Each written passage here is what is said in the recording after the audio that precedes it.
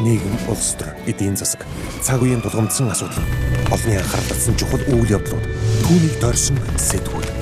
Бид чухал үйл явдлын эздийг тэмдэгч, харин тэдний байр суурийг тодорхой мэддэг. Тэдний үзэл санаа, үйл хэрэг та бидний амьдралд хэрхэн нөлөөлөх вэ? Энэ бүхнийг хар хайрцаг нэвтрүүлгээс хар хайрцаг. Орой минь тэргүй үзэгчдээ хар хайрцаг нэвтрүүлгийн шинэ дугаар эхэлж байна. Өнөөдрийн дугаараар эх оны улсын төсөв, татварын орчин болон сэргээгдэх эрчим хүчний асуудлаар улсын их хурлын гишүүн Очир Баттай ярилцгаолно. Хар хайрцаг. Сайн байна уу? Орой минь. За юуны өмнө бид бүгдийн урилгыг хүлээн авч хар хайрцаг нэвтрүүлэгт маань ирсэнд маш баярлалаа. Хоёулаа ярилцлагаа Очир Бат гэдэг улсын их хурлын гишүүн одоо намтрынхаа хувьд ажлынхаа гарааг хаанаас эхлэвэ гэдэг дээрээс эхлэе гэж бодож байна. Яагаад гэвэл би бас энэ ярилцлага бэлтгэхийн одоо өмнө таны намтрыг уншлаа, өнгөрсөн ярилцлагуудыг бас харсан.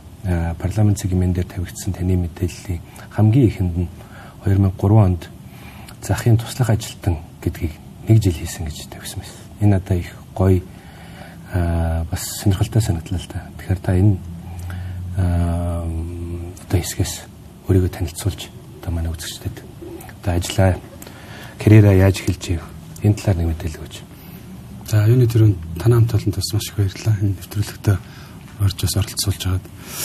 Тэгэд тий яг би одоо 2003 онд анх одоо 15 6 настай хүүхэд Дэнжимэн гүч чонхор зах дээр туслах ажилтнаас бас ажил амьдралынхаа гарааг эхэлж байсан. Тухайд одоо манай амьдралыг оронгороо хэрэгсэн. Манай ээж бол яг хүүхдүүдийн төлөө зүтгэл тухайн 8 арилжаа гэж явж байгаад бүх мөнгөө ноолоор тухайд ноолоор их авдаг байлж. Ноолоор аваад нэгдүгээр бол арталт тийм хуучин бетонын гаражууд байдаг. Тэр 2 гараж дүүрэн ноолоор аваад тэгээд нэг өдөр бороо орон шатсан. Тэгээд манай амьдрал оронгороо хэрэгжсэн. Байраа, машина одоо тухайд байсан бүх юмаа зараал бид нар зурагтад ташаа байсан төрөжлөг гарч ирсэн. Тэгэл ер нь амьдралаа хараад ажил хийхгүй болохгүй мэн гэдэг. Тэг өчч чонхор зах дээр туслах ажилтнаар ажилд орё гэдээ очсон. Тэг бас хүлээж авсан. Тэгээд тухайд туслах ажилтан хийгээд ажлынхаа гарааг эхэлж ирсэн. Толгой зутааны тасаг дээр туслах ажилтнаас эхлээл явсан да. Та тэгээд ер нь бол сүүл рүүгээ хувийн хвшилд ажиллаж явсаар байгаад улсын их хурлын гишүүнээр бараг сонгогдсон байсан ийм намтартай байсан. Тэгэхээр хувийн хвшлээс улсын их хурлд сонгогдсон гишүүний хувьд та чуулган дээр илэрхийлж байгаа байр суурь чинь татвар одоо энэ яригдж байгаа төсөв хоёулын улс төрийн энэ одоо өрсөлдөөн энэ тэмцэлтэйний асуудал руу орно. Гэхдээ эхлээд төсвийн асуудал руу орё гэж бодож байна. Энэ жилийн төсөв одоо тань шиг хувийн хвшлээр явсаар ирсэн ийм төлөөллийн хүний хувьд одоо манай бизнес эрхлэгчид жижиг дунд үйлдвэрлэгчдийг дэмжиж чадах уу? Дэмжиж чадхаар төсөв мөн үгүй юу гэдгээс ярьслаа. Үргэлжлэл. Яг одоогийн орж ирсэн байгаа нөхцөл байдал бол яг хувийн хвшил рүү чиглэсэн юм юу ч байхгүй. Аман дээр хувийн хвшлэгээ дэмжинэ гэж ярьдаг. Одоо бол нийт одоо Монгол улсын нийт дотоодын нийт бүтээгдэхүүний бараг 34% төсөв байна. За ингээд төрөмжт компаниудаа нийлэх юм бол эдийн засгийн 70% одоо энэ төрөмжт үйлдвэрийн газрууд болон улсын төсөв дээрээс ингээд эдийн засгт оролцож байна гэсэн үг байхгүй. Тэгэхээр 70% жилүүд эдийн засгийн зах зээлд ардсан нийгэм 70% оролцоотой байна гэдэг бол Монгол улсад бизнес хийх ялангуяа энэ өөртөө ажлын байр бий болгож байгаа салбарыг дэмжих ямар ч боломжгүй гэж би зүгээр харж байгаа. За хувийн хвшил олон жил ажилласан хүний хувьд ямар ч одоо хэмнэлтийг гэдэг юм уу те бодлогыг менежментийн баг нь өөрсдөөс эхэлдэг. Ялангуяа гүйцэтгэх захирлууд CEO за өөрсдөөс эхэлдэг. Ядчил энэ өрөө савны асуудал, тэрлүү хөрөнгө оруулалт хийх асуудал хэрглэж болохоор юмудаа бид нар хэрэглээл явдаг. Тэгэхэд өнөөдөр би бас чуулган дээр зарчмын байр суурийг илэрхийлсэн. Загас толгооноос өгддөг. Ялангуяа Монгол улсын одоо ерөнхий сайдын хэрэглэх газар, ерөнхий сайдын одоо ажлын халав, за мөн дээрэс нь Монгол улсын их хурлын хамгийн газар, за ерөнхийлөгчийн хамгийн газар гэдэг эдгээр өөрсдөөсөө их л танилтаа хийх хэрэгтэй. Сүүлийн одоо 5-6 жилийн тоог баримтыг хараад үзэх юм бол асар их хэмжээний зардлаа нэмэгдүүлсэн. Тансаглалаа нэмэгдүүлсэн. Албан тушаалтнуудынхаа тоог нэмэгдүүлсэн. Сонгуульд ажилласан хүмүүсээ ажил албан тушаалаар хангадаг нэг ийм л юм л орчод. Тэр өөрсдөөсөө эхэлж чадахгүй доошоогоо тэр албаа гэснээр агентлахууд ямар ч тэндээс одоо хэмнэлтийг гэдэг юм уу те зөв менежментийг зөв шийдвэрүүдийг нэх боломжгүй болсон гэж би бол харж байгаа. Нэг Хоёр их юм бол Монгол улс зарчмын үед бараг 2 төсөвтэй болчиход. Нэгт Монгол улсын төсвийн асуудал яригддаг. Нөгөө талд нь төрийн хэмжээнд компаниуд гээд асар их хэмжээний мөнгийг өрн танаа хийдэг нэг юм лөө орчод байгаа. Тэгэхээр бид нар төрийг зэгцтэй байлгах гэдэг бол одоо та бүхэн санаж байвал хамгийн сүүлийн ерөнхий сайд маань хэлж байсан. За бид нар хувийн хвшлээ дэмжин төрийг цомхон байлгана гэж орсон. Өнөөдөр яг л адилхан одоо 20 сайттай сууж шин. Төсөө одоо хэмэгдсэн юм олигтой юм байхгүй ингээл ороод ирж байгаа. Яг зүгээр өмнөх жилийнхтэй 2025 оныхтай харьцуулах юм бол тодорхой хэмжээний хэмнэлтүүд гарсан. За бид бол ер нь 2018 оноос хойш тоонуудаа харж байгаа. Ингээд үзэхэд бол ер нь төсвийн төлөлт бол бүр замбраага алдсан байдалтай л байна. Ялангуяа урсгал зардал. Би танд одоо бас танай нэвтрүүлэлтээр бас урсгал зардалтай холбоотой тодорхой тоо баримтуудыг бас авчирч ирсэн. 2018 онд бол урсгал зардал 7 их 80 350 тэрбум байсан байна. Өнөөдөр 24 их 80 төгрөг. Улсын хэмжээ. Урсгал зардал шүү. Нийт зардал бол 2018 онд 9 тэрбум 300 байсан. Өнөөдөр 32 их 9 их 80 317 тэрбум байсан. Өнөөдөр 32 их 80 980 тэрбум. Тэг ингэж амар замбраагүй өсөлтийг хийж байгаа. Тэгэхээр одоо юу чуулган дээрээс асууж байсан. За ер нь бид ингээд төсвийн урсгал зардлууд ингээд хэд дахин өсөд байдаг. Яг ард иргэдийн маань амьдрал яг ингэж өсөж чадсан уу? Тоог үзэх юм бол зарим тохиолдолд 4-өөс зарим тохиолдолд 6 орчим дахин өссөн. Тэгэхэд өнөөдөр иргэдийн маань авж байгаа цалин 4 дахин 6 дахин өсөж чадсан уу? Сүүлийн 7 жилийн хугацаанд тийм ээ. Тэтгэв тэтгэмж тэгж өсөж чадсан уу? Төрийн албаа агчны цалин тэгж өсөж чадсан уу? Тэгэхээр бид нар энийг шийдэх ёстой. Мэдээж одоо Ардсан нам ардын нам гэж хүн болго ярьдаг. Энэ улс их орны хоёр том багаана гэдэг ярьдаг. Ардсан намынхан бол энэ илүү тийм цомхон, ухаалаг, иргэдтэй, ялангуяа хувийн хвшилтэй боломж олгосон юм төсөв орж ирэх ёстой гэж үздэг. За мэдээж одоо ирэх хөрж байгаа намынхан бол аль болох төсөөд хэлэх, урсгал зардалаа нэмэгдүүлэх, төрийн мөнгөөр бусдад ажлын байр бий болгож өгч 4 жилийн хугацаатаагаар ирэх барих бодлого нь үргэлжилж байна л гэж харж байна. За тэгэхээр мэдээж та бол яг одоо цөөнхийн байр сууриас ингэж одоо шүүмжлэлтэй хандах нь бол яг зүүн хэрэг. Гэхдээ нөгөө талдаа мэдээж хамтарч ажиллаад ч юм уу тийм ээ. Эсвэл яг тодорхой яг ямар акцуудыг хийж одоо энэ төсвийг танах тал дээр ажиллаж чадж байна. Яг улсын хурлын гишүүдийн хувьд нэгэнт сонгогдоод ирсэн юм чи зүгээр мэдээж яг хувийн хвшлийнхнийхээ дуу хоолойг өргөн ард иргэдийнхээ сонгогчдийнхээ дуу хоолойг өргөн. Гэхдээ бас яг энэ дээр нь бүр яг бодиттой хувь нэмрийн хувьд та юу хийж чадж байна гэж үзэж байна өөрөө. Яг тэр утгаараа та хэд санаж байвал одоогоос жилийн өмнө хамтарсан засгийн газар бий болсон. Хамтарсан засгийн газар дээр бол Ардсан намын стрийн зөвлөл бол үндэсний бодлого орооны төлөөллийн төв байгууллагууд маань шийдвэр гаргаад хамтрая гэж орсон. За энэ дээр манайх 8 сайд ажилласан. Үнэхээр сайн ажилласан. Ялангуяа Ардсан намын дарга болсон Гантөмөр дарга бол манлайлж ажилласан. Тэргүүн шатар сайд. Ингээ ажиллаа бид нар энэ ер нь бол энэ төрийн албан агч нар дээр буюу нэг давхцсан чиг үүргүүд асар их байна гэж үзсэн. За ингээ бид нар чинь тухайн үед ер нь энэ 2000 дараагийн төсвийг хэлэлцэхдээ энэ чиг үүргийн давхцлыг алга болгоё гэж явсан. За энэ жил одоо ерөнхий сайд бол төрийн албан агч нар 226,800 орчим байсныг 202 орчим болгож оруулж ирж байна шүү дээ. Энэ бол Ардсан намынхны тухайн үед нөгөө ажил олон тушаалын чиг үүргийн давхцлыг арилгаж чадсан гэсэн үг нэг. За хоёр их юм бол одоо манай их хурлын гишүүд их хвчлийн урсгал зардал гэдэг юм нуугддаг тэр тоног төхөөрөмж авахтай сайдын багц макс гэдэг юм бүгдийг нийл болгож гаргаж ирсэн. Ингэснээрээ бас одоо энэ төсөв нэг арай нэг ил тод шилэн болж байна гэж харж байгаа. За бид бол яг бодлогын реформын шинжтэй ажлууд дээр дуурсан шүү дээ. Одоо жишээ нь манай залуу гишүүд эрчим хүчний салбарт реформ хийя гэдээ орж ирсэн. Тэгсэн эрчим хүчний салбарын реформыг одоо бодлого барьж байгаа Монгол Ардын намын эрх баригч нар юу болгосон гэхээр зүгээр л үнэн нэмэх хөтөлбөр болгосон байна. Тэгэд юу болсон гэхээр Монгол Ардын намын баг хурлаа хийгээд энэ Ардсан намынхын чи ер нь бүх хэмээг илэн шил нээлттэй шилэн болгох гээд байна. Тэгэхээр ер нь эдрийг засгаас гаргах хэрэгтэй гэд гаргасан. Бид нар ч гэсэн тэрэн дээр нэг хүлээж аваад гарсан. Баг хурлын шийдвэр бол харьцангуй залуучуудын бас хүсэл бодол тийм ээ одоо жагсаал цуглааны үр дүн бас гарсан бах тодорхой хэмжээнд тийм ээ. За хоёлаа тэр татвар эрчим хүчний салбарын реформын талаар дараагийнхаа хэсэг дээр дэлгэрэнгүй сайхан ярилцсана. Гэхдээ сая бас та их сонирхолтой өнцөг хөндөдөг нь энэ намын хуваагдлуудын талаар, самтарсан засгийн талаар нэг хөндөд явчлаа л та. Тийм болохоор би яхахгүй асуухгүй бол ерөөсө болохгүй. Монгол Ардын намын даргын төлөөх одоо энэ улс төрийн яг одоо өрнөж байгаа энэ тэмцэлтийн өрсөлдөөн дунд таны хувьд ямар байр суурьтай байгаа юм? Эсвэл одоо танай фракцийн хувьд гэдэг ч юм уу. Ардчсан нам бол фракц нь ил тод байдгаар их одоо бас нээлттэй шилэн гэж хэлж болно шүү дээ, тийм ээ. Гэхдээ одоо зүгээр л энгийн үгээр хэлэх юм бол бид нар чинь ингээд ямар нэг юм шархалчгаараа тэгээ тэрийгэ арчилж эдгэж имчлэхгүй бол ингээд явсараад буглаад эдээвэр нь асгардаг шүү дээ. Яг л тийм болж. Ардсан нам эсвэл 9 жил засгийн ямар ч ажилд оролцоогүй. Төр барих ямар ч ажилд оролцоогүй. Ямар ч шийдвэр гаргах төвшөнд оролцоогүй.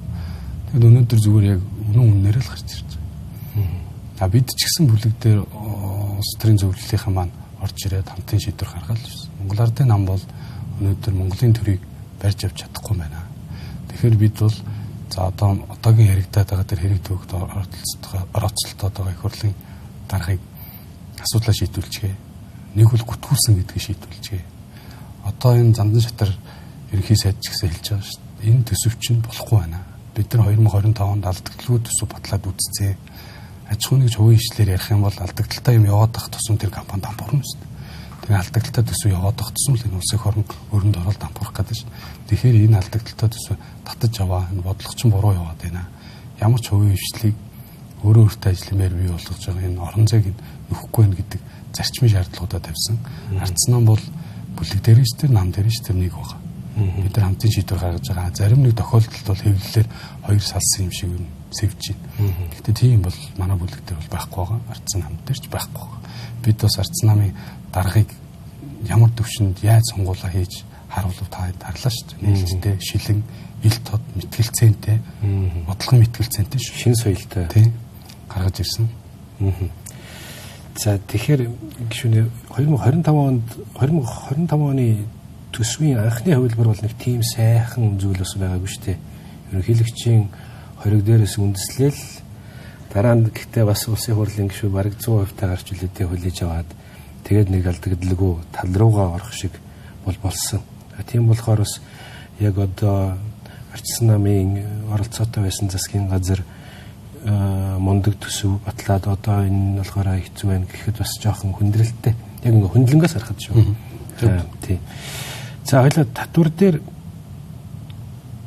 түр ярилцаад явъя гэж бодож байна. Яг тэгэхээр та татварын асуудал дээр бол маш хүчтэй байр суурийг бол сүүлийн үед бас гаргаад байгаа. Та бас түрүү ярианда хэллээ. Намын одоо улс төрийн сонгуулиар бол улсын хурлын сонгуулиар бүгд л багасгая гэж орж ирсэн. Гэтэл энэ саяны одоо энэ өргөн баригдчихад байгаа хэлцэгдэх гэж байгаа баха. Энэ татварын багц хуулийн төсөл бол үнэхээр яг миний хувь өний өнцгөөс бол харахад магадгүй нэг косметик засвар шиг зүйл харагдаад байгаа. Тэгээд та энэ дээр ямар байр суурьтай байгаа юм? Ер нь одоо бид нар ингээд 2024 оны сонгуулийг бүгд л харах хэрэгтэй. Ардсан намч татварыг багасгах гэсэн, ардын намч багасгах гэсэн одоо бусад бүх намууд л багасгах гэж орж ирсэн. Тэгээд их мэдл аваад суухаараа нөгөө мөрийн хөтөлбөрөөр мартчихдаг. Тэгээд нэг 4 жил явсныхаа ард нь удлаа хийсвэр үнэлгээ гээд 80%, бараг 90%, сайхан амьдраад ингээд гаргаад ирсэн. Тэгэхээр одоо бодит үйлдэл хэрэгтэй баг. Энэ утгаараа бас бид нар улсын хурлын гишүүн Амгланбаатар манай Баярмаа гишүүн бид нийлээд хувийн орлогын албан татварыг нэг болох бололцоотой гэж үзсэн. Мэдээж бас л ингээд сошиал янз бүрийн байдлаар эрх баригч нарт дүүжлүүлсэн. Ийм боломж байхгүй. Эрх зүйд боломж байхгүй. Хэрвээ бид нар энийг ингэж хийх юм бол улсын хорон ерөнхийдөө хүнд байдалд орноо. Тэр яг шууд утгаараа нэг болгочих юм хүндэрнэ гэдэг юмнуудыг ярьсан. Бид нар бол зөрүүлээд аргумент үзэх тухай төвшүүлж ирсэн. Олон улсын жишээг за нэг хүн одоо 1000 хүнд хэдэн төрлийн албаа гэж үйлчилж байгаа тоо баримттайгаар тавьсан. Тэгээ мэдээж ирэх хэрэгч нам бол хүлээж авахгүй юм шиг. Ер нь жаажтай энэ ч олонхоор асуудлыг шийднэ. Гэхдээ бид нар тэр үндэтгэн энэ дундаасын өчүүгээр иргэд нээлттэй шилэн харах хэрэгтэй. Хэн нэг хил самналтын төлөө яваад ажил болох гэдэг нь хэн тэрийг үгүйсгээд байна гэдэг нээлттэй одоо ингээл харна.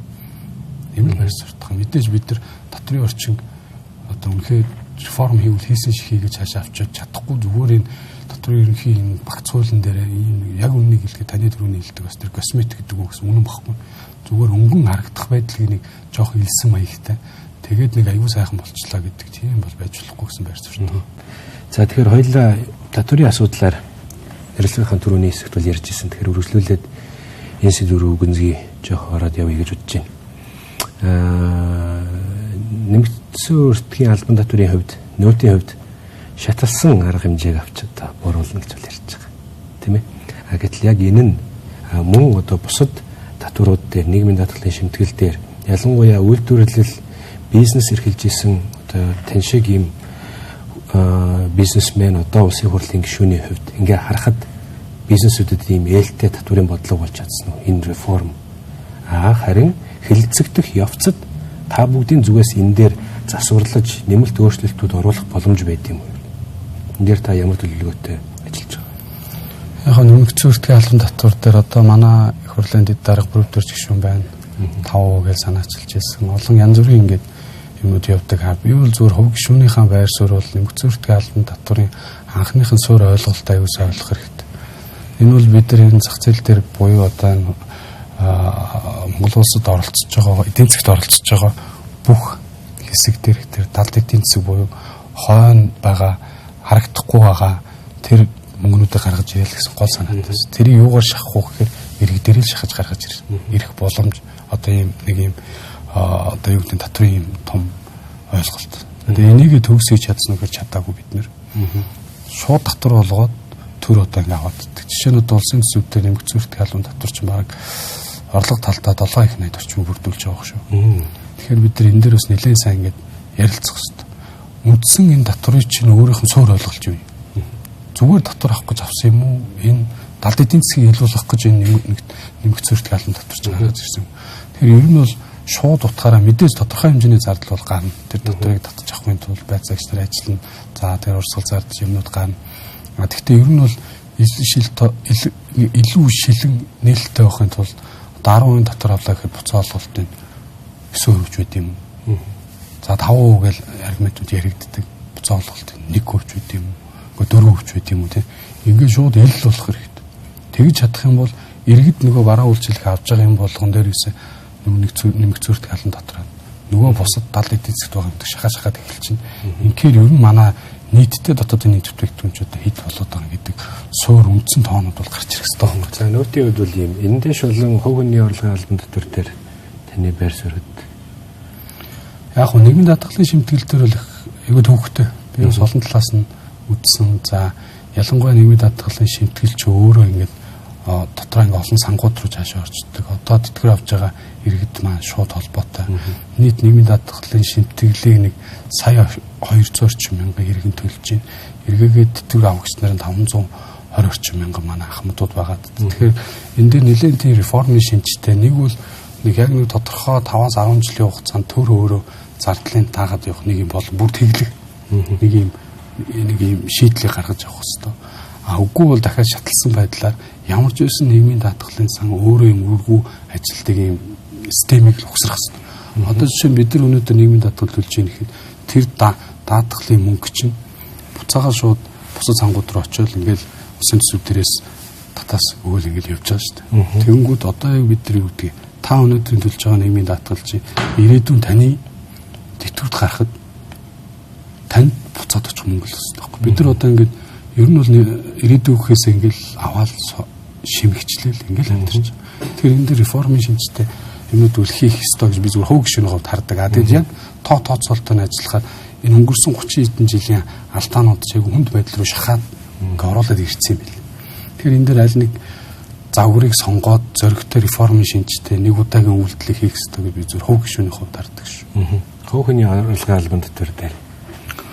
Хувийн орлогын албан татвар дээр л би байр суурин дээр л байгаа. Энд нэг куб болох юм бол болцоо зөндөө байгаа. Мэдээж хувийн орлогын албан татварыг бүрдүүлж байгаа хэсэг байна. За мэдээж хувийн орлогын албан татварыг иргэн болгон төлж байгаа. Магадгүй төлөхгүй байгаа хэд иргэн байгаа гэдгийг бид нар тоолж чадахгүй. Тэгэхээр бид нар нэг куб болгочих юм бол иргэн болгон төлөд эхэлнэ. Тэгэхээр магадгүй нэг нөгөө талд аягүй тийм эерэг давуу талууд гарч ирэх хүлээлтүүд байгаа. Нэг хоёр их юм бол төсөв дээрээс асарх цорхоо гарна гэж үзээд байгаа. Энийг бид нар одоо энэ урсгал зардлаасаа таньжуулж байна. За одоо яг үнийг хэлэхэд өнөөдөр би бас гайхчихлаа. Манай их хурлын танхимын үндсэн хууль гэдэг танхим байгаа шүү дээ. Үндсэн хууль танхимын дээр ширээ сандалгүй ямар гоё жигтэйхэн гоё болсон юм. Би бүр хана ман дээр амар том хоёр одоо шин тэр одоо 2-ыг үржих 4-ийн том лед мэдтэй бүр янзын бэлдсэн байл шин. Бүр шинжлэхтэй. Тэгэхээр бидний тийм боломжууд бол зөндөө байгаа. Тэгэхээр тэр болгон дээр ажиллах хэрэгтэй. Нөгөө талтай ч удаан хугацаанд иргэн болон хувийн олонд дотор нэг хуваар тодорхой урт хугацаанд төлөөд ирэх юм бол төсвүүд дээр баг давуу тал үүснэ гэж үзэж байгаа. За би энийг олон татваруудын тал дээр таны байр суурийг сонсмоор байгаа нь тавал яг түрүү хэлсэн Монголд олон үйлдвэрлэл эрхэлж исэн ийм туршлагатай хүн учраас бусдад ажил олгогч хүн учраас бизнесийн нөгөө талд байсан хүн учраас бас энэ татварын дарамтуудыг бол ойлгоно гэдэг утгаар би асууад. Тэгээд одоо Улсын хурлын гишүүн болоод одоо бараг 3-1 хугацаа нь бол ингээ өнгөрчлөө. Тэгээд бид бүхэн бол мэдж байгаа. Яг сонгуулийн жил 2028 онд төдийлөн ийм реформын шинжтэй хуулиудыг бол бид нэр баталжуулж чадахгүй байна. Тэгэхээр одоогийн байгаа хамгийн сүүлийн гэдэг ч юм уу аль зүйл цорын ганц боломж нь энэ татварын багц хууль байж бол магадгүй. Тийм болохоор энэ боломжийг ашиглаад аль талаас яг жинхнээсээ л яг татварын реформ хийж жижиг дунд үйлдвэрлэл эрхлэгчид хувийн хвшлийнхний дэмжиж гэж байгаа бол дэмжсэн шиг дэмжсэн ийм хуулийн төслийг оруулж ирээсэй гэдэг үднэс. Хэрвээ энийг оруулж ирж чадахгүй байх юм бол сөрөг хүчин бас санал бодлоо хэлээд энэ тал руу чиглүүлээсэй гэдэг үднэс бас гэж асуугаад яваад байгаа шүү гişүнэ. Тэгээд ямар ч хэлсэн та бүгдийн одоо энэ илэрхийлж байгаа санал зөвлөмжийг бид нар бол хараал ингээд байж байгаа. Тэгээд ямар ч юм бас энэ дээр бас тодорхой шийдлүүд гаргаад ажлын төлөвлөгөө гаргаад ажиллана гэж найдаж байна. За татварын талаарх ерөнхий ярилцлага бол хэсгээ бол ингээд өндөрлөе. Дараагийн бид хоёрын бас магадгүй ярилцах ёстой сэдв бол энэ засгийн газрын 100 дахь хоног саяхан болоод өнгөрлөө. Тэгээ мэдээж буцаад яг татварлуугаа нэг мэдээж хальж дахиад нэг орно. Тэр нь юу гэхээр ерөнхий сайд эхний өдрөө гарч ирээд мэдэгдсэн мэдээлэл нь бол тийм ээ. Эхний 100 хоногтой багтааж нэг татварын реформын шинжтэй үйл ажиллагаануудыг хийнэ гэсэн. Надад 2 сайн мэдээ байна гэж хагаад нөөтийн тухаас нэг ярьж ирсэн. Энэ нь яг шийдвэрлэгдэж чадваа таны бодлоор эсвэл магадгүй тийшээ явах одоо процесс дундаа явж байна. Яг засгийн газрын одоо 100 хоног дотор мэдээ зүгээр яг тайлбар мэдээ бүгдээрээ л сонссон шүү дээ. Тэгээд миний зүгээр харснаар бол нэг тийм онцгийн гой реформын шинжтэй одоо жишээ нь бид нар анхал би ярилцлага эхлэхэд хэлсэн тухайн засгийг унгаагаад эдний одоо юу гэдэг одоогийн засгийн газар ажиллах үедээ бид нар төрийг цонгон болгоно гэсэн, яамдуудын тоог багасгах гэсэн, аж ахуйн нэгжээ дэмжинэ гэсэн, татваруудыг бууруулна гэсэн, хувийн хвшлэр өрөнгө оруулалт хийн гэсэн, хууль эрх зүйн орчноор нь боож энэ тусгай зөвшөөрөл янз бүрийн мэдээ байхгүй болгоно гэсэн. Одоо яг тухайд сайд ерөнхий сайд болж байхдаа хэлсэн үг. Одоо гүйцэтгэл хоёрыг үнцхээр шал эрс төрсөх байна. Тэгэхээр ер нь бол би бол ажлаа хангалтгүй хийсэн гэж ойлгож байгаа. Реформ шинжтэй хийгээгүй гэж харж байгаа. Бидний үсэж ийсэн гэхээр за магадгүй шууд 9 сайтад болох хэрэгтэй байсан. За магадгүй бид нар одоо өнөөдөр ингээд таад харж байвал ингээд сэлэг ботхон гэж байна шүү дээ. Хотгон нь өрөнгө оруулалтын шийдэгдээд барилга байшин юмнууд ингээд баригдах гэдэг ингээд яваад баригдаад байдаг. Тэд бүтцийн асуудал нь байхгүй. Чимчний хомсдолтой. Дулааны хомсдолтой. Тэгвэл энэ барилгууд байгуулалтын юм яагаад энэ тэд бүтцийн хамнуудыг нийлүүлчих болдгоо. Энэ ч бодлогын л нэг юм. Нийлүүлээд явж болж байна. Ингээд нөгөө олон ойролцоо салбаруудыг нийлүүлээд чигүүргийн хувьд нийлүүлээд тэгээд бодлогын шийдвэрийг зүг гаргаад тэр нь төсвийн хувьд хэмнэлт болоод урсгал зардал нь хэмэгдээд эхэлнэ шүү дээ. Цалингийн зардал нь хэмэгдээд эхэлнэ. Тэгээ ингээд цаашаа явах хэрэгтэй. Жишээ нь одоо ганц жишээ дуртахад л одоо бид нар ингээд гадны баахан зээл хөтөлбөр гэж явж шүү дээ. Тэгэхээр өнөөдөр гадны зээл хөтөлбөрийг хэрэгжүүлэх нэгжүүд байна. 474 хүн гэрээгээр цалин аваач. Гэхдээ тэгэл боддоо. Тэгээд ийм нэг юм юм болгоныг салгаад тэнд очиж нэг мөнгө үрэх гэсэн юмнуудыг л ингээд явуулаад байгаа. Тэгэхээр яг реформ хийх гэвэл бүгдийг авчирж ирээд нэгдсэн нэг бодлого байх хэвээр. Төсвөө бид нар шууд тодорхой хэмжээнд тэдний хэмжээнд хэмнэ. Чигүүргэн тодорхой тэр яамдуудаа нийлүүлнэ. Зардлаа тэгж тань гээд ирэх юм бол нөгөө одоо бид нар татраа буулгах бололцоо бас байна шүү дээ. Чин орлого буураад байна. Тэгэхээр бид нар татраа буулгаж болохгүй байна л гэдэг шүү дээ. Зардал чинь ингээ хэвээрээ байгаад зардлаа тань л та. тэрийг ерөөсөө хийхгүй байна. Одоо их хурлын 126 гишүүтэй болсон энэ залуу гишүүд бол үнэхээр сайн дуурж байгаа шүү. Би бол одоо яг одоо хэлэхэд одоо манай шижир гишүүн байна. За манай Лувсан Жамс гишүүн байна. За ингээд дурдах юм бол олон гишүүд байгаа. Манай Эрдэнэ болд гишүүн байна. Баатар хүү гишүүн байна. Жаргалан гишүүн байна. Ингээд олон залуучууд яг нэг ямар ч их ашиггүйгээр өөрийнхөө өнгөөр тэгээд олон улсын судалгаа, олон улсын нөхцөл байдал дээр тулгуурлал шийдвэр гаргаад ийм байх ёстой шүү гэдэг юм яг өөрсдийнхөө хэлж байгаа бас. Тэгээд одоо төсөв бол сүүлийн хүмүүс танаас анзаарч ивэл ер нь ингээд 2024 оноос өмнөх төсвүүд яг ингэж анхаарлын төвд байдаг байсан шүү дээ. Одоо бол ингээд 2024 оноос ахвал айгүй тийм бүх иргэдийн анхаарлын төвд ороод залуучууд төр сонирхоод эхэлж байгаа. Би энд нэг цагийн ажлыг татвар төлөөд идэг. Тэрийг маань нэрээ яагаад байгаа юм бол гэд урд нь тоодгүй байсан. Тэр ядаж энэ чиглэлөө бидэрт нийгэм рүү авчиж ирж байна. За төсвийн хувьд бол мэдээж за төсөвч тэр засгийн газрын эхний 100 хоногч тэр мэдээж аливаа нэг багийн ч юм уу тийм ээ төсөл хэрэгжүүлж байгаа нэгжийн гэж ярил л та тийм ээ менежментийн багийн ажлыг 100 хоногийн дотор мөндлөнө гэдэг бол мэдээж бас жоох хэцүү асуудал. Гэхдээ энэ нөр тодорхой цаг хугацаа байсан гэвэл байсан. Үр дүн гаргах хугацаа одоо бодлогын хүчтэй зөрөгтэй тийм шийдлүүд гаргах хугацаа мөн үгүй бас мөн. Тасаа яриан дундаа дурдлаа энэ Сэлб хотгон гэх мэтчлэн те барья гэдэг төсвөн шийдэгчлээ гэдэг. Гэтэл дэд бүтсэн шийдэгдэг байна гэдэг ярьдаг. Ямар дэд бүтсэн гэх нь дулаан эрчимчний асуудал.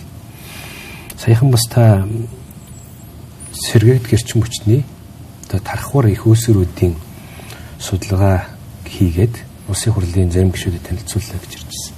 Тэгэхээр энэ яг ямар учиртай мэдээллийг та хаанаас олж аваад гишүүдтэй одоо танилцуулваа? Ямар асуудлыг шийдэх чинь энэ дэр миний бодлоор бол энэ магадгүй та гарын бохирдол орчны бохирдлын асуудлууд юм уу тийм үү?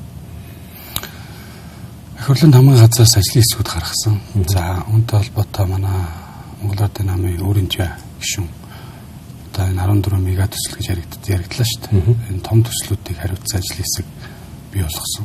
За ажлын хэсэг өдөртөж одоо ажиллаж байгаа. За тэрнийх нь би дэд ажлын хэсэгт байгаа. За дэд ажлын хэсэг гэдэг дээр над дээр хоёр асуудал бол одоо хянан шалгаад зөвлөгөөх дүнэлт гаргах юм ажлын хэсэг дэд ажлын хэсгийг би ахалж байна. За тэрэн дээр болохоор би яг энэ сэргээгдэх эрчим хүч буюу дахмал их усүр Монгол улсын нөхцөл байдлыг ямар байгаа бодлогын ямар шийдвэрүүд гарсан цаашдаа яаж явах гэсэн гэдэг дээр бас дүнэлт боловсруулсан. За нөгөөх нь гангийн үйлдвэр. Гангийн үйлдвэр олон жил ярьдаг, олон янз бүрийн юм болдог. Хувийн хвшлийнхныг хүртэл авчиж концессийн гэрээгээр өгчөөд буцаад татдаг тий. Тэгээд улс төрийнхэн орж ирж шийдвэр гаргасан. Нэг нь хоёр юм ажлын хэсгийг би дэд ажлын хэсгийг ахлаад ажиллаж байгаа. За үүнтэй холбоотой сэргээгдэх эрчим хүчний холбоодуудтай уулзч эхэлсэн. За Монгол улс төвлөл ажиллагаа явуулж байгаа олон холбоодуудын төлөөллөлтөд уулзаад ер нь сэргээгдэх эрчим хүчин цааш яах ёстой юм бэ гэхээр за манай холбоодуудын хэлж байгаа санал санаачлал бол нэг л юм байна. Бид энэ хуулиа нэгдүгээр доктортой нээлттэй болгоё. За ялангуяа тэр зохицуулах хорооны тэр журмны асуудлууд байна. Тарифтай холбоотой эдрийг бас нээлттэй болгоё. Тэгээ энэ зах зээлийн нэгэд өгөөч. Тэгэх юм бол гадны хөрөнгө оруулагч нар компаниуд орж ирэхэд бэлэн байна гэдэг. За бид бол ажлын хэсгийнхаа шугамар эрчим хүчний яам болон бусад их хурлын хамгаалалт газар руу хүртэл материал авъя гэж татхад сэргээгдэх эрчим хүчтэй нэг ч материал бодлогын бичвэрт өгөөгүй. Бид тэрийг өчигдөр хуржигдэрхэн хуралцсан өгөөгүй. Мэдгүй одоо ингээд янз бүрийн хардах сэдвүүд ингээд гарч ирэх баг. Магадгүй одоо энэ бүрэлдэхүүнтэй холбоотой, баянгийн станцтай холбоотой юмнууд зөндөл гарч ирнэ. Би бас байнгын орон дээр эрчим хүчний сайдд хэлжсэн зөндөө. Ер нь ингээд цаашдаа дэлхийн өөрөө сэргээгдэх эрчим хүч рүү явж байгаа. Нэгт хоёр дахь юм бол энэ сэргээгдэх эрчим хүчний зах зээл дээр ч асар их хэмжээний хөнгөлөлттэй зээл мөнгнүүд байхад бид нар энэ рүү орж чадахгүй гэдэг бол бас одоо юу гэдэг юм утгартай хэрэг. За би зүгээр яг хувь гишүүнийхээ хувьд бол энэ улс төрд орж ирж байгаа иргэдтэй залуучууд боломж олгох нэгт хоёр дахь юм бол өрх болгон орлого олох боломжтой байна гэж боддог. За тэр нь яг сэргээгдэх эрчим хүч.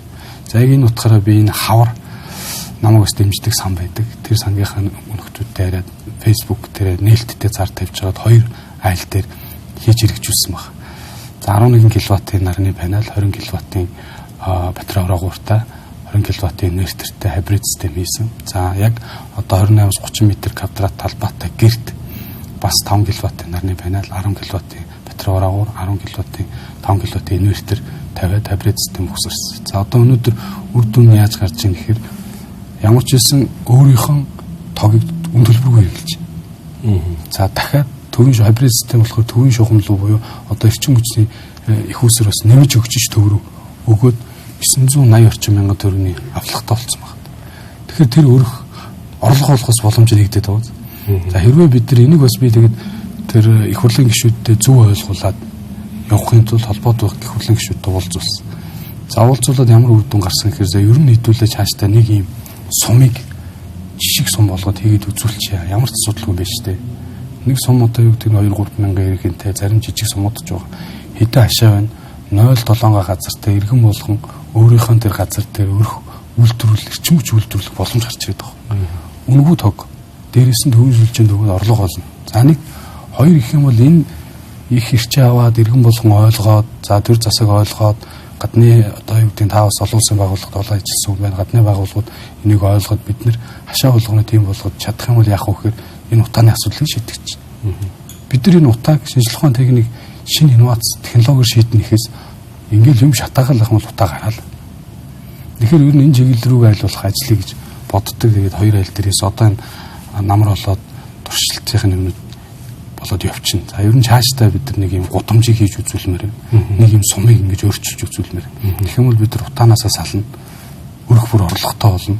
Дээрээс нь эрчим хүчээ үйлдвэрлэсэн эрчим хүчиндээ мөнгө төлдөг биш. Өөрсдөө хэмнэлтэйгээд өөртөө эрчим хүчний энерги их өсвөртэй болж байгаа гэсэн үг.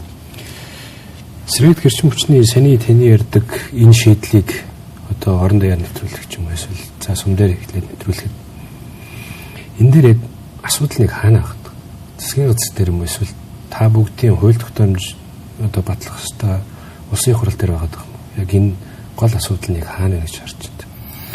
Эрчим хүчний яамны бодлого сэргээгдэх эрчим хүч рүү чиглэхгүй. Ерөөсөө л тэр. Түүнээс бол хууль хэрэгцээ орчин нээлттэй байгаа. Эрчим хүчний тухай хууль болон сэргээгдэх эрчим хүчний тухай хуулиараа өрх 0.9 0.7 газартай бол газар дээр 20 кВт их усрыг барьж болно. Нэг янзын зургаар, нэг загварын зургаар бариад хибрид систем хийгээд төвийн шугамлаар нийлүүлж болно гэсэн байна. Тэгэхээр яаж юм хэр бодлогоор дэмжлэг үзүүлэх. За энэтэй холбоотой Улаанбаатар гэдэг Лусан чамс гисүүний ажлын хэсэгт би бас ажиллаад бид нар бас улсын хурлын тогтоол гаргаад явлаа шүү дээ. Яг энэ дээр бас энэ сэргээгдэх эрчим хүчний нэмийг оруулсан. Нэгт хоёр дахь юм бол энэ Улаанбаатар дээр яригдж байгаа юм бол бид нар эхлээд тулаалаа сайн хийчихье. Араас нь ногоон буюу сэргээгдэх эрчим хүчээр энергийнхаа их усрыг үйлдвэрлэж юм бол хамгийн үр дүнтэй болох гэдэг байна гэдэг шийдэл рүү явсан. Тэгэхээр эрчим хүчний яам бодлогоор дэмжихгүй байна. За цаана ямар их ашигуд явдгийг одоо тэгээд нээлттэй асуугаад шалгахад явна да. Түүнээс бол одоо миний зүгээр хов гишүүний өнцгөр харж байгаа нь ямар ч асуудал. Түрүү жилийн Улаанбаатар дээр ч бид нар арилжааны банкудтай уулзсан. Уулзсад ногоон зээл дээр 1.3 ихний төгрөг их усэр байна гэж. Яаж гаргахаа мэдэхгүй.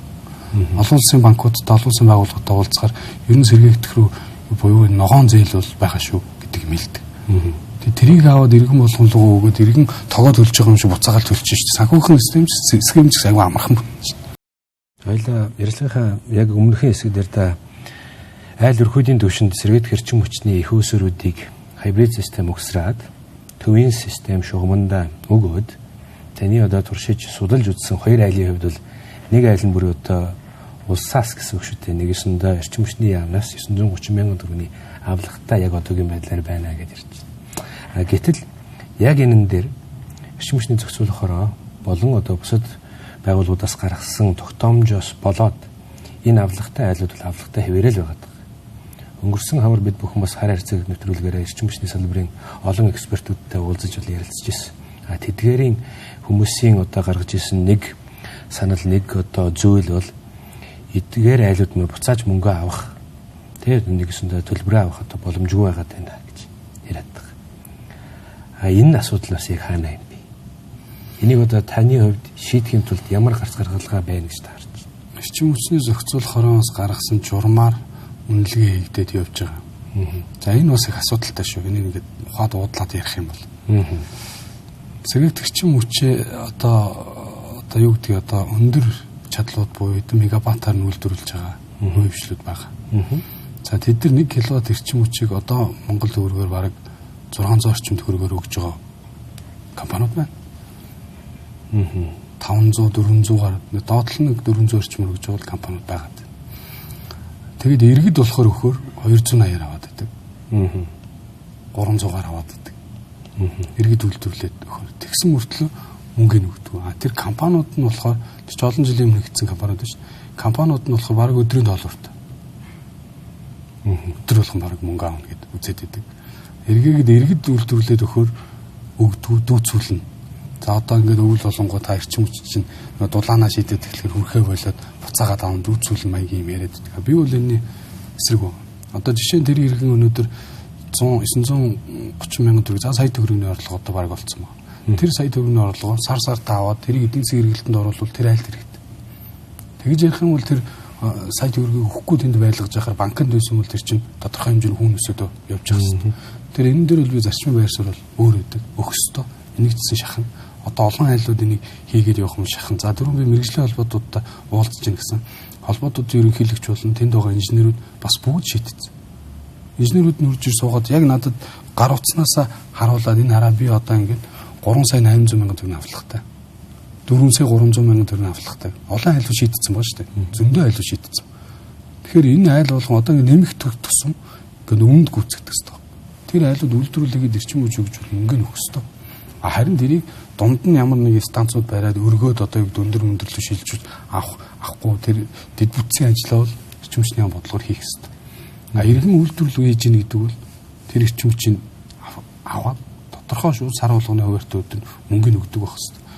Энэ дээр бол ер нь чаашлаад явах юм бол энэ холбоотуудаас мэрэгжлийн зөвлөгөөнүүдийг аваад дуусгах юм бол хуулийн төс санаачлал явах гэж бэлэн байна.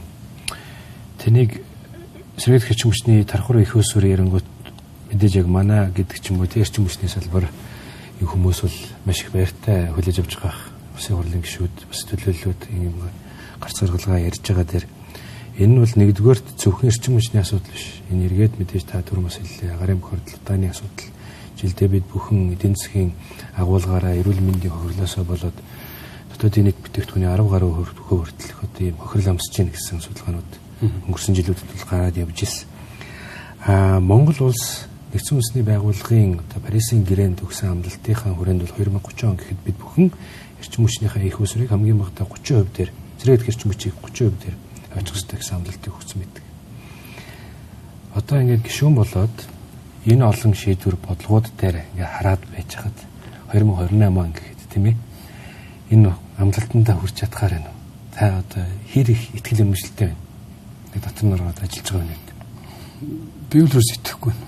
Яг бол реформ шинж төвч хийдэггүй. Яг үнийг хэлэхэд зөрөгтэй хөдлөх хэрэгтэй. Гарч ирээд үнэнгээ хэл. Энэ засгийн газраа цомхон болго. За холбоотой яамдуудыг нэгдэг. Чиг үүргийн давхцлаа байхгүй болго. Урсгал залтай байхгүй болго. Хийж байгаа хөрөнгө оруулалт ногоон болго. Одоо жишээ нь ингээд олон улсын байгууллагад зээл авахтаа тэр сургууль цэцэрлэг барих гэвэл тэр ядаж сургууль цэцэрлэгийн дээрээ өөрийнхөө эрчим хүчийг үйлдвэрлээд хамгийн дээдлэхэн давхарт хийж болж шүү дээ. Дээвэр дээр гэсэн. Тэгээ энэ чиглэл рүү шинэ инновац орсон. Тэгээд эрчим хүчээрээ дулаанаа шийдэж болно. Ингээд сургууль цэцэрлэг болгон төсвийн хөрөнгө оруулалтаар хийж байгаа гадны зээл тусламжаар хийж ажил болгон тэрлүү чиглэлчих юм бол ядаж л нөгөө нэг асар одоо урсгал зардал дээр ч бас хамгийн өндөр үүдгэн тэр нэг сумдын аймгийн соёлын төвүүд одоо янз бүрийн одоо тэрийн холбогдолтой тэр байшингуудын урсгал зардал шүү дээ. Тэрийг хөлдөөчихгүй дулаахан байлгах хэрэгтэй. Тэхийн тулд энэ чинь уурын зүх ажиллаж байна. Тэрийг тог цахилгаантай байлгах хэрэгтэй. Тэхийн тулд энэ чинь эрчим хүчний мөнгө тоологч байна. Тэгэхээр энэ видаасан байдлаар шийдэд явуучих юм бол төсөвтөөч нэмэр болно, ард иргэдтэй ч нэмэр болно. Тэгэхээр ийм зөрөгтэй шийдвэр гаргаад явах хэрэгтэй. Тэгээд энэ утгаараа би бас улсын хурлын гишүүд ихэнх нь дэмжиж байгаа, уулзж байгаа гишүүд маань дэмжиж байгаа. Тэгээд нэг ийм нийлж байгаад нэг юм сумыг өөрчлөлт үүсгэх хэрэгтэй. Нэг юм гудамжийг өөрчлөлт үүсгэх хэрэгтэй. Тэгээд энэ дүлийн юм хэлээд сонсохгүй байгаа энэ сайд дарга нар нэг ухаан суух юм билүү дээ гэж бодож байгаа. Түүнээс бол яг одоогийн нөхцөл байдал төр бол ямар ч юм зүгээр л одоо нэр өмнөний хэлэхэд бид нар их хурлын гишүүн бол зүгээр хэрүүлээд идэл хүмүүс бол. Би одоо олон үйлдвэр бүтээсэн. Олон бас Монголын анхны үйлдвэрүүд барьсан. Одоо сүүлдээ ингээд үг хэлхээс хүртэл залхаж. Хилээд нөгөө юуны илжигний чих рүү алт хийсэн зэрэгсэн ус хийсэн зэрэгсэн гэдэг шиг яриад ч нэмэр байхгүй. Уутай зөрөгтэй реформ хийх хэрэгтэй. Ингэж цаашаа Монгол улсын төсвүүдэрээ дарамтахгүй нэрэгд боломжтой болно. дээрээс нь урсгал зардлаа хэмнэн тэр хэмнэгдэж байгаа бүх юм чинь хаашаа зүгээр орж явах ёстой гэхээр энэ аж ахуйн нэгж рүү. Энэ өөрөө өөртөө ажлын байр бий болгож байгаа иргэд рүү. Үнэхээр орлого нь одоо өсөөд сайхан болоод ингээд өсөв танаад ирэх юм бол татвараа багасгах л та. Татвараа багасгах хэрэгтэй. Тэгэх юм бол нөгөө иргэдийн сар болгон төлдөг одоо магадгүй нийгмийн даатгал эрүүл мэндтэй одоо нэмэрт хүн ам одоо нийлэл нэг 30 орчим хувийн дарамт үзүүлж явах байлгүй. Тэгэхээр энэ дарамтууд чинь нэг 15% буураад иргэдсэн иргэдэл иргэд. Иргэд маань өөрсдөө эдийн засгийн хэрэгчлөөтэй байна гэдэг бол эрүүлэр асуудлыг шийднэ л гэсэн. Тэгэхгүй зүгээр нөгөө халамжиндаа байд юм уу нөгөө нэг хорооных нь мэрэгчлэлтэнд очиж загнаад зандраад одоо чам тэрий чи өгөхгүй шүү гэдэг юмнасаа иргэдийгээ салгаж чадчихж бидний эдийн засгийн хэрэгчлөө гэдэг юм бүгд нийтээр ойлгох юм шиг л. Тэгэхээр ийм ихтгэл найдваргүй байгаад байхаар одоо энэ бүгдийг бид яаж хийх ёстой болчих вэ? Таавал сонгогчдынхаа сөнгөн хайрхан дүүргийн одоо төлөөлөл сөнгөн хайрхан дүүрэг арц намын дарга байсан. Тэндээс 20 онд нэр дэвшээд унжээс 24 онд арц намын жагсаалт гаргасан шүү дээ. Тэгэхээр бас нийслэлийн хувьд сонгогчдынхаа төлөөлөл болоод гарч ирсэн хүний хувьд хэрвээ сонгогдсон улсын хурлын гишүүн нь итгэл өмчлөгүй байвал одоо бид бүхэн яах ёстой болж тарч байна. Иргэд дахиад одоо юу гэдэг чинь тий өргөдөл гаргаад нөгөө нэг petition гэдэг байгаа шүү дээ. Тэрэн дээр гараад энэ эрчим хүчээ сайжруулаач гэдэг явуулах хэрэгтэй юм уу? Эсвэл нэг улсын хурлын гишүүний 32 гишүүн байдаг хаа 34 ч үлээ. Нийлж байгаад ингэ явах хэрэгтэй юм уу? Айлсвал энэ засгийн газрын сайд нарыг солих хөв гарын солих ч юм уу те энэ лоббиг та эхлүүлэх хэрэгтэй юм. Та юу гэж харж байна вэ? Ямар шийдэл? Ер нь бол яг ийм би бол одоо хамгийн сүүлийн үед хийж байгаа ажлууд бол яг л ийм эрүүл гишүүдтэй уулзаж бодлогын шийдлүүдээ танилцуулж тэгээ дэмжлэг авч байгаа. За одоо аймагуудтай уулзалтаа хийгээд орон нутгийн хүмүүс ороод ирдэг юм бол ядаж тэр чиглэлэн тэр сумыг өөрчлөөд ингээ хийж харуулах юм бил. Тэгэхгүй л эдгээр чинь ингээ зүгээр нэг юм презентацийн харж ярьдаг. Гой үг хэлдэг. Олон жил хэлээ сурцсан, аргалаа сурцсан ийм л орчиж. Яг хийгээ бүтээгээд харуулж байгаа юмыг бол хүн үүсгэж чаддаг. Тэгээ тэр чиглэлүүгээ негошиашн хийж ойлголцож байна. Монгол улс тэр төрлийн арчлалын зарчмаар явж байгаа. Мэдээж намайг хөлөмшөрөх гэж болно. Ойлголцоод ярилцаад хамтын шийдвэр гаргал юм. За засаг унгаах янз бүрийн юм дээр бол энэ одоо баг Монгол ардын намынхны л зодон болж байна шүү дээ. Одоо ингээл үнэхээр одоо ичдэг бол нэрээ бас нэрээ ичмэр л шүү дээ. Нэг бол үнэхээр одоо 100 жилийн түүхтэй нам юм бол улс эх орноо бодчихвол асуудлаа шийдээд үнэхээр хулгай хийсэн хэлгүй хийсэн юм а гэд шалгуулад нэгдэлтэл гарал. Арцны байр суурь ерөөсө тодорхойлох гэж наатах юм дэрч. Хулгай хийсэн бол тэрийг шалгуулж гүтгүүлсэн бол харин гүтгсэн гэдэг дээр гүтгсэн хүмүүсийн асуудалд орох хэрэгтэй. Энэ төсвөө хэмнэн тань бүгдийг болгоно гэж оруулж ирсэн бол одоо энэ байгаа төсөв чинь нэгдүгээр алдагдлаг байх хэрэгтэй. Хоёрдугаар энэ төсвийн урсгал зардлаа бууруулах хэрэгтэй. Буурсан байх хэрэгтэй. Одоо буурсан юм алга. За ингээд энэ үндсэн шаардлагуудаа хангаад явуучих юм бол бид нар улсын орныхын төлөө ажиллаж байгаа бүгд л хөрлөн гишүүн болгонд хангаргаар өгсөн.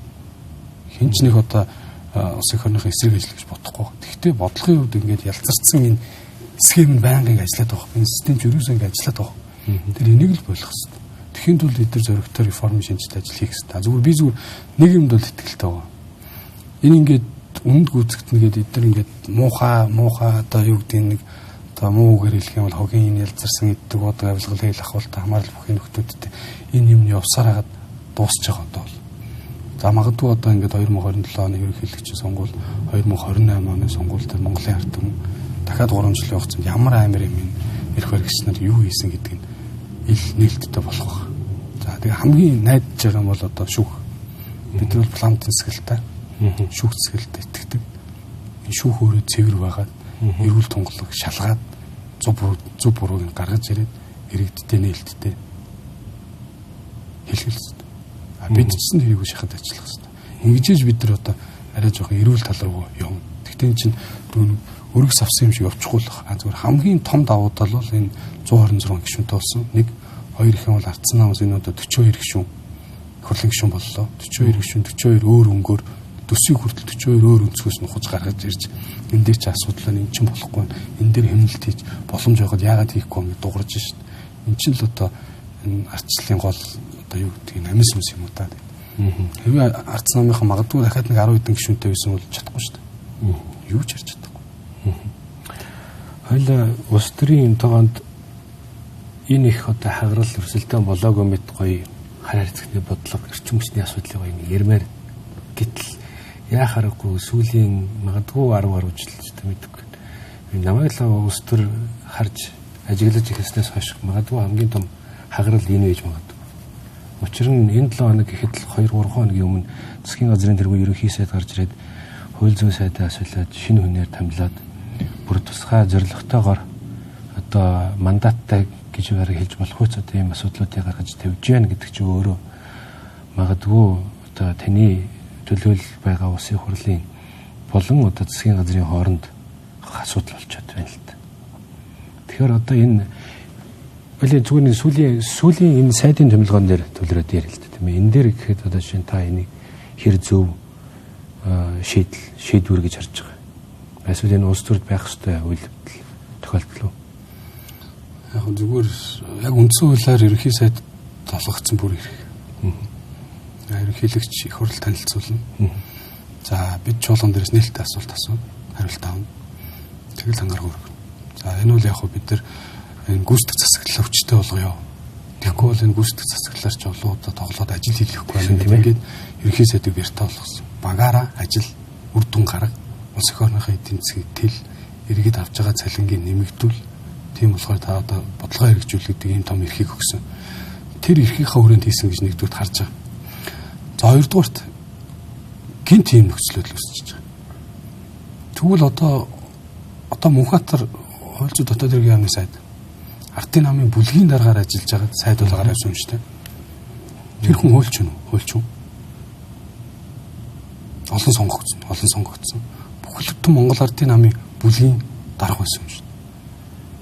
Тэгэхээр тэр хүний ядаж одоо юун дээр алдаа гаргасан бид нар мэдмээр шин. Яагаад солигдож байгаа? Ажлаа хийж чадаагүй юм уу?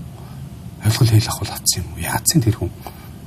Гингүүд нөгөө хүнийг шууд одоо тэр засгийн газрын гишүүдэн ч мэдээгүй л шин. Засгийн газрын хэрэглэх газрын дарга мөртөл мэдээгүй байгаа шин. Ямар ч ардчлалын тэнд ийм зарчим байхгүй байгаа. Нэг сайта кабинет өв шин. Нэг сайдаа явуулах гэж байвал ядаж эн чинь ажлынхаа нүр дүнгийн яриад, алдаа оног нь яриад тий. За ийм учраас энэ хүнийг явууллаа гэдэг имийг зүгээр үнэхээр эрүүл ухаантай сайн ерөнхий сайд төсмөл хийх байсан бахал гэж би зүгээр харж байгаа. Тэгэнгүүт нэг мэдгүй зорилготойгоор жимшиг нэг муудалсан хүмүүсийг авчирж ирэн шууд эрх мэдэлтэй тавьж байгаа нөгөөдгийг нь хулах гэж байгаа юм яах гэж байгаа юм. Одоо ер нь бол ингээд баг энэ байдлаараа явах юм бол энэ бизнес эрхэлж байгаа тэгээ дээрээс нарт хүмүүс ялангуяа энэ шийдвэр гаргаж байгаа хүмүүс чинь одоо найдсаар өдөрдүүлээд шин айлах гэдэг юм. Ингэж болохгүй шүү дээ. Бид нар айлгаад өгөөч гэж ерөнхий сайдын эрх мэдлийг тэмцээл дээр тийм томор тавьж өгөөгүй шүү дээ. Илүү бодлого боловсруулад ажил хийгээд өгөөч. Илүү үр дүн гаргаад эдийн засгаас олгомруулад өгөөч. Дотоодын нийт бүтээгдэхүүний хүнд ногдох $10,000 болгоод өгөөч. Авч байгаа цалиныг $2,000 тэнцвүүж болгоод өгөөч л гэж эрх мэдлээ өгч байгаа шүү дээ. Тэгэхэд ингэж гинти огцсон тийм шийдвэр гаргасанд нь бол би зүгээр хов гişний хувьд бол их гайхаж байгаа. Хуулийн дагуу мэдээж парламентын засаглалтаа хууль засаглаж байгаа. Хуулийн дагуу эрх нь байгаа юу? Бага. Одоо энэ асуудал хэдий хугацаанд шийдэгдэж одоо засгийн газар болон улсын хурл тогтвортой одоо тэр тал руугаа орж ажиллах дүр зураг танд харагдаж байна. Яг энэ галт тоон дотор ороод ажиллаж байгаа хүнийг мэдээж та өөр намын төлөвлөлт гэхдээ бас тодорхой хэмжээнд ордон дотор байгаа учраас гишүүд хоорондоо ярилцдаг.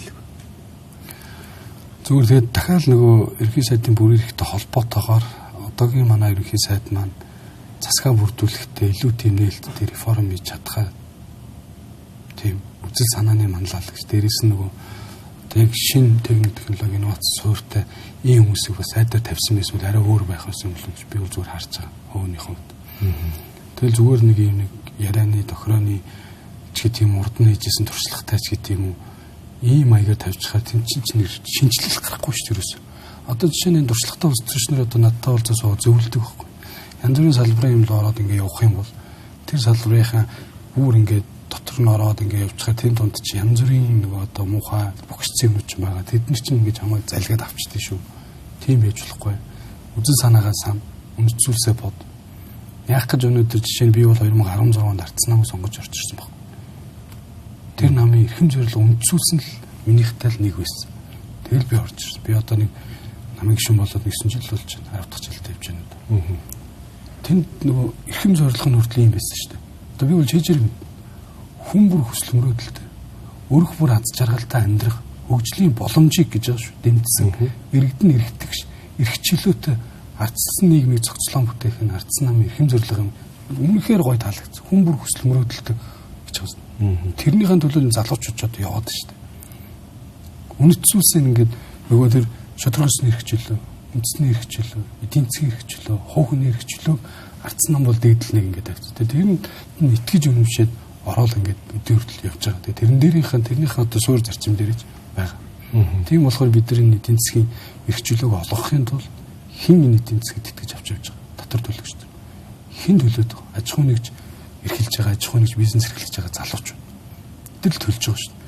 Тэгээ эдний төлөөд дотроо нэг арайч нэг юм хамаг хөлсөө орсгаад олоод ирсэн мөнгөний захин зарцуулж байгаа нөхдүүд ингээд нэг бухширцсан зөрөгтэй шийдвэр гаргаад энэ урсгал зардал янз бүрийн энэ давхарцсан чигүүргүүдээ байхгүй болгож чаддгүй. Ийм нөхдүүд өрн тараа хийгээд хахаар л жоохон хайрын байна. Одоо нэг жоох юм өөрчлөлт хэрэгтэй. Зөрөгтэй ажилламаар байна. Бодлого хангахад тэр маань дуграад байгаа залуучуудыг авчирж ирээд би бол одоо Монгол Ардын намынхан магадгүй юу ч болоо хэлээ. Засгийн мосгон солигдох юм бол энэ сайхан залуучуудад тавиад тэдгээр нэг юм хэлүүлэл үзэлдэг. Тэдний сухантай байх хэрэгтэй. Өнгөрсөн үеийн судал юун дээр алдаа гарсан, юун дээр оноо гарсан. Тэгтээ дөрөвний хэлдгээр живж болохгүй. Нэг живчих юм бол л орчин. Яг л одоо хэлж байгаа шиг сайхан гарч ирээд үнэнгээ нийлээд гаргаж ирээд болох чигүүргийн давхцлын бүгдийг байхгүй болгоод ямдуудаа нийлүүлээд цомхон төрийн бүтцийг ухацраад илүү гарсан боломжуудаа хувийн хвшлэр рүүгээ оруулаад ингээл ажиллая л да. Боломж бол байгаа шүү дээ. Заавчрууд гişүнэ бид бүгдийн урилгыг хүлээж авч бас их илэн далангуу бас энгийн ярилцлага өгсөнд маш их баярлалаа. Хоёулаа магадгүй дараа нь засгийн газар тогтворж аваад төсөв батлагдсны дараа эргээд нэг хаврын жуулхны үеэрс дахиад нэг ярилцъя гэж бодож байна. Таны үзэл санаа бодлыг дахиад нэг энэ ярилцлагынхаа үзэгчдэд нэг өргөе гэж бодож байна. Таны дараачийн үйл ажиллагаанд ажилд өндрөөс өндөр амжилт хүсье. За тэгээд танай хамт олонд бас маш их баярлалаа. Нэвтрүүлэгт орж оруулсан та маш их талархаж байна. Тэгээд мэдээж яриад өнгөрөх биш бид нар үйлдэл хийж харуулах хэрэгтэй. Дараагийн уулзалтан дээр магадгүй нэг гудамжийг нэг сумыг өөрчлөлт нэлэнэ гэд харуулад болдсон байна. Утаагүй бол амьдж болдсон байна. Өрх болгон орлого орж болдсон байна гэдэг шийдэлтэй болцъё гэж бодож байна. Баярлалаа. За маш баярлалаа. Үзэгчтэй дараагийн дугаар л затлаа түвэртэй.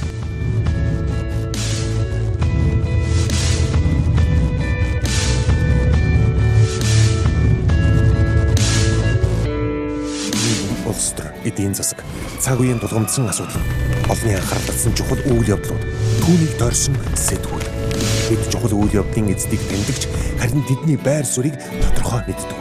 Тэдний үзэл санаа, үйл хэрэг та бидний амьдралд хэрхэн нөлөөлөх вэ? Энэ бүхнийг хар хайрцаг нэвтрүүлгээс хар хайрцаг